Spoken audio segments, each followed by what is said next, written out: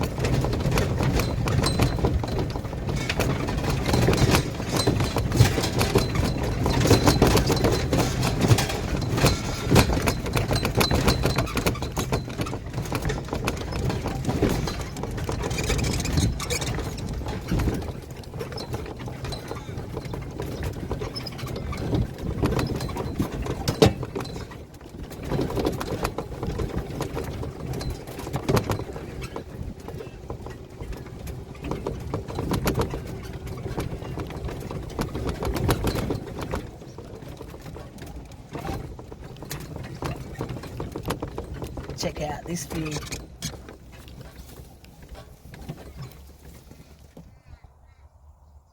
It's pretty great, isn't it?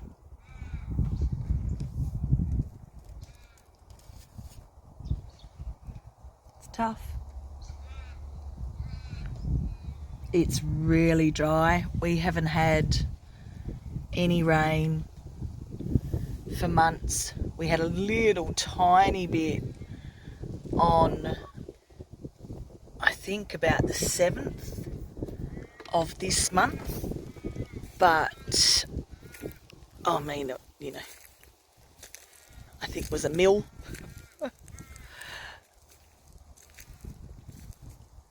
So these tanks, the one closest to me comes from my windmill all the way down the bottom there. Can you see my girl going around? So she has to travel all the way up this hill across here. So she works hard, this girl. Now this comes out of the ground, so what you class as spring water. We also call this primary water because it's untouched. So how you check is by the good old banging.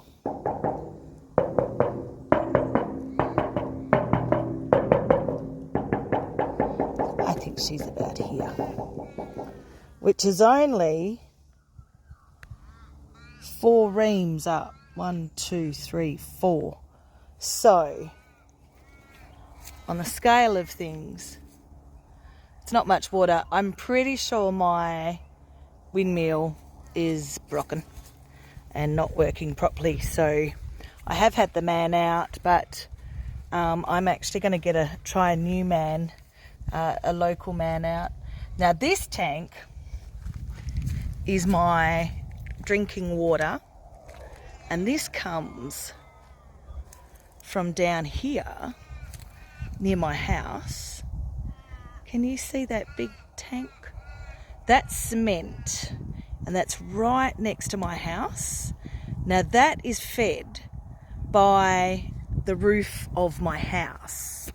So when it rains, it comes off the roof, down into the gutters and into the tank. And there's a filtering system in there. So, and then I feed every now and again when I need water. Again, checking it the same way I just checked that one.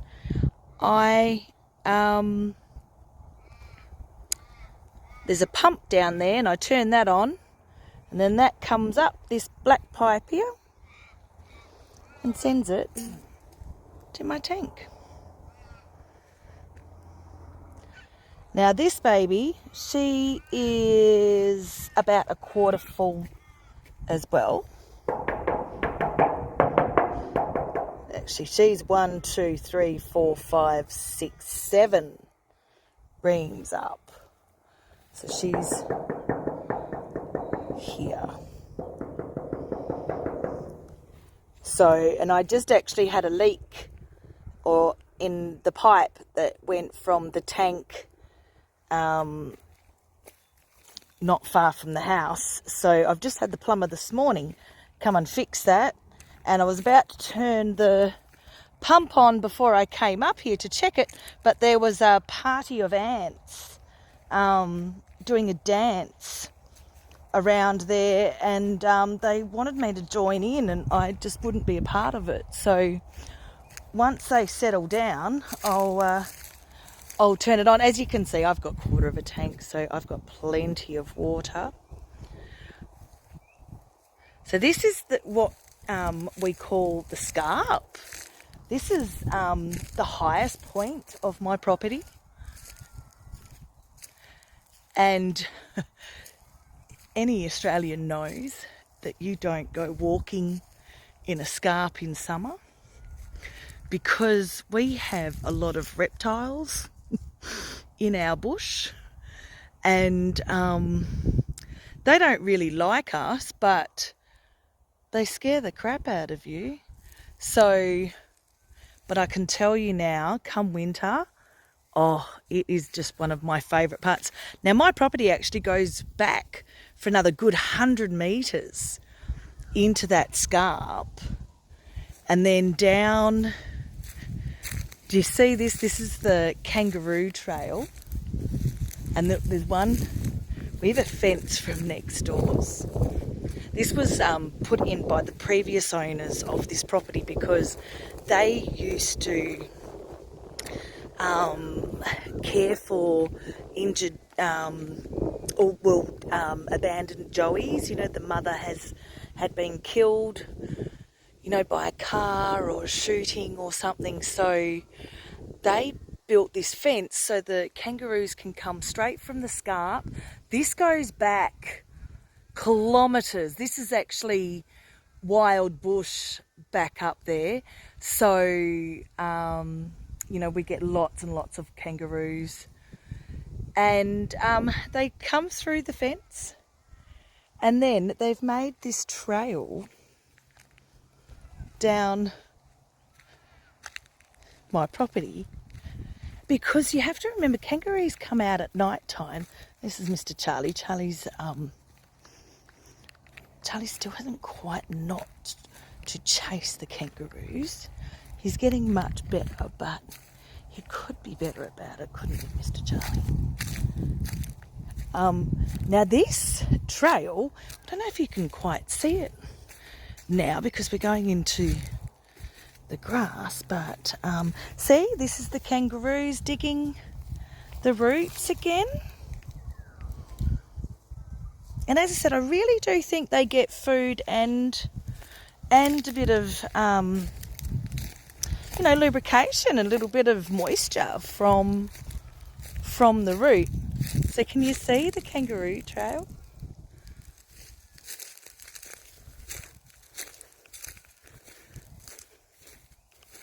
Oh, do you know what? There's a big rock right in the middle of their trail that I will move over, and a stick. I always like to try and keep their trail clear because, as I just said, they come here at night time. So I've got a little bit of cleaning up to do when it gets a little bit cooler. Again, you don't go moving branches and clearing stuff in summer, just because there's also not just snakes. There's actually, little creatures that live in, in the branches, the fallen trees and stuff. Geordie, you come here, darling. Geordie. Good listening, George. Georgie Floyd, come on. Good boy. I just get a little bit worried because, as I said to you, it's just so dry out here. one thing I did notice, I don't know if you can see, but the kangaroos must lay here because there's all the grass is all flattened. So it does look like a night, doesn't it? Nice place to lay under the tree.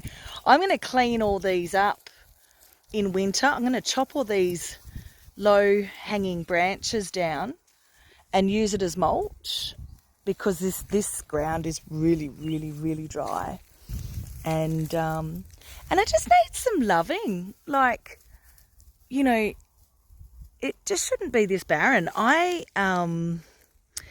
noticed this grass tree plantation last year, and isn't it interesting that there's just this massive group of we'll follow the other. There's another kangaroo trail here. You see? And this one goes down, goes off in a couple of places. But do you see this? And you can see the kangaroo trail here through there. Georgie, don't you go in there. Georgie Flodge, come here. Good boy, good listening. If you can see, there's this amazing grass tree plantation. Just out of nowhere. So I am definitely, and you see, look, so there's all this, and then there's just barren paddock.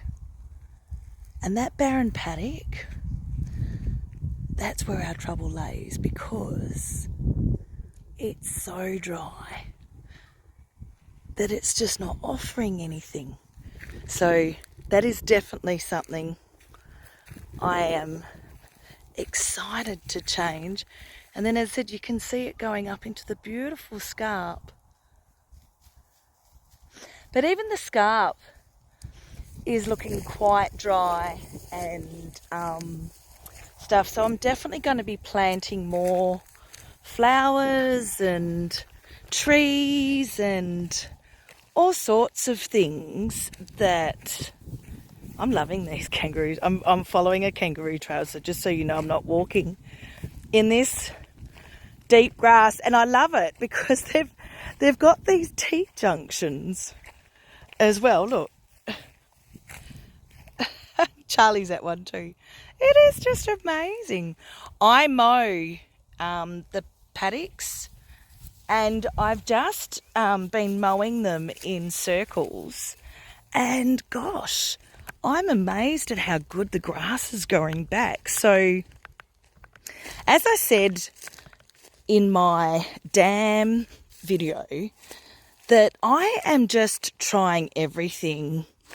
I'm reading, I'm watching, I'm learning from people, and I'm just going to give everything a go, because who knows what works. And as you can see from all the different videos, there's such diverse land here. Like, you know, down by the dam is really moist. The barley garden is quite dry. Up here is really rocky and dry. One of the things I have started doing is I have started clearing these rocks and taking them down to the dam to build my waterfall from. So, and then when it starts getting cooler, see the rock piles? What I'm going to do is I'm just going to take the few rocks off the top and chuck some soil and some mulch and then some native seeds all around, and then probably plant a couple of little Banksias and wattles and, you know, anything bottle brush, anything that goes really well in this dry, barren land, and see how they go. And I find if you group them together, they do so much better. We left this tree here because how gorgeous does it look? And I have to tell you, in winter, it is so pretty. I'll definitely be cutting those hanging branches down because they will make the most amazing mulch for this area. This is another area the kangaroos love to lay at night around. It's so peaceful. So we'll go for a drive down to the dam now.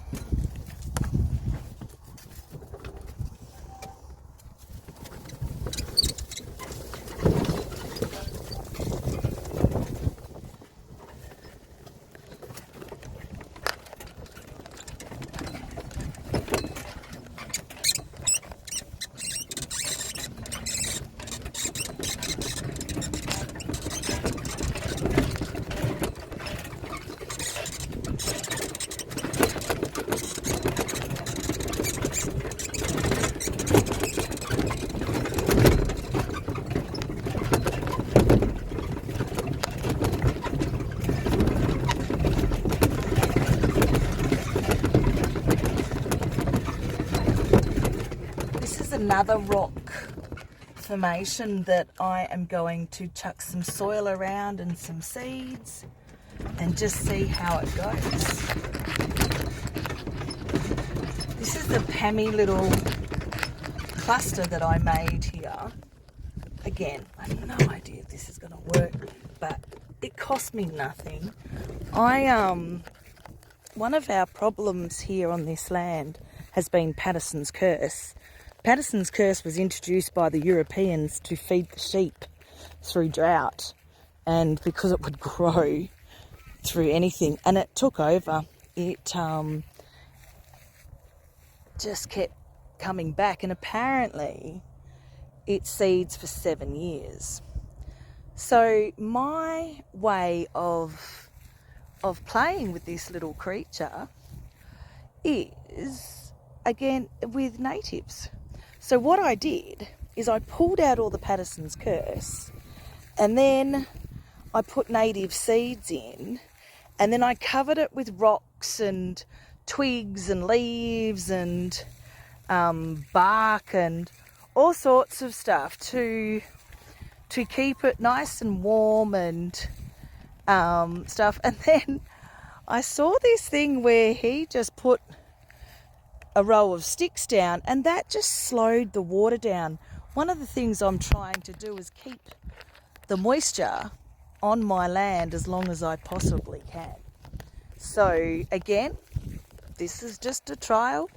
And one of the things I've noticed, because I put all the rocks and the sticks down, the kangaroos have stayed out, and the birds. So, you know, little tiny things that you can do just make such a difference.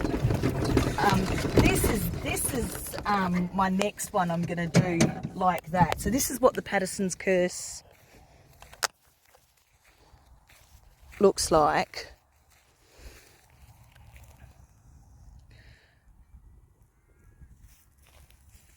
So there you go. This is an area that I haven't done.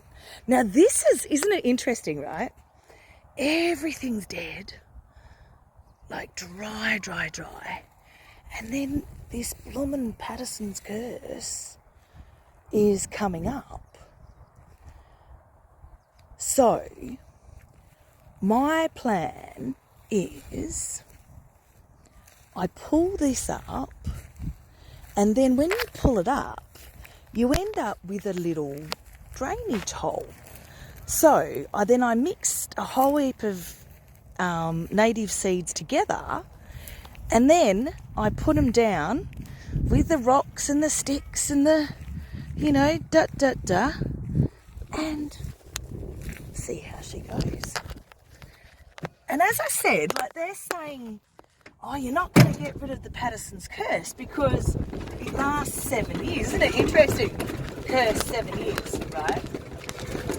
But instead of trying to spray it, why don't you overtake it with a native that's born and bred for this area and see how it goes? I don't know if you can tell by looking that I mowed these paddocks a couple of weeks ago, and I've mowed them in circles, and I really want to see if that makes a difference to how it grows back. To me, everything matters. Now, isn't this interesting? Can you see this really nice green patch? I didn't know if that's from my waterfall, that's from my windmill, sorry. And I didn't know if maybe my windmill pipe, because if you remember it goes a long way. I don't know if that has a leak. And that's why this grass is so green. So I will definitely be getting in contact with my windmill man and get him to check, because that's one good thing about it being so dry here, is that you can notice things, about your land. And I have to say, like, I would never have noticed that Patterson's curse if it wasn't so dry. And if you notice, it's in a nice little contained area. So to me, it actually doesn't look like it's going to be that much of a problem to fix. So here we are down at the dam now. So we've gone from the highest point of the property to the lowest. My girlfriend was here a few days ago, and again, this is something I saw on a website, on a YouTube channel, and these are just shoots from these big, beautiful gum trees here, and I really, really, really want them to survive. So he put logs around them, and how good do they look, I have to say. Again, maybe not protection, from the elements, but also, from the kangaroos. Not eating them, but just, treading on them and stuff. So, and I've put some rocks around my enchanted tree.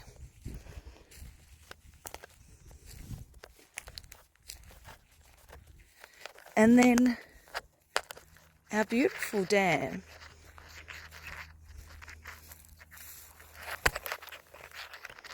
Which we've got forecast for rain next week. So I'm pretty excited to, see things greening up and getting a bit of life back to everything. Well, there you go. We have had a little journey today around the farm. Thanks for coming. I know you're thinking, gee, it's really hot and dry and barren, but that's why I'm doing this. That's why I'm filming everything, is because I want to show people what it looks like now, because I can tell you now, in 12 months' time, this is just going to look so much better. And I can't wait to show you. Every little bit matters. Every little bit. Have a gorgeous day. Bye.